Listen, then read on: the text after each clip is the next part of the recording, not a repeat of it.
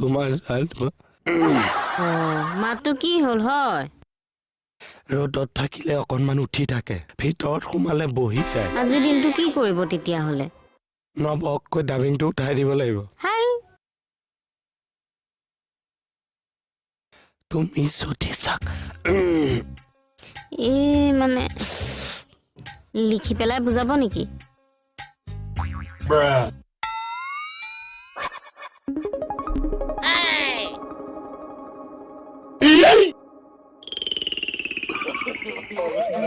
জানো পাই এইবিলাক কি ভাঙতি ভুঙুতা দেখুৱাইছে মই হলে একো বুজি পোৱা নাই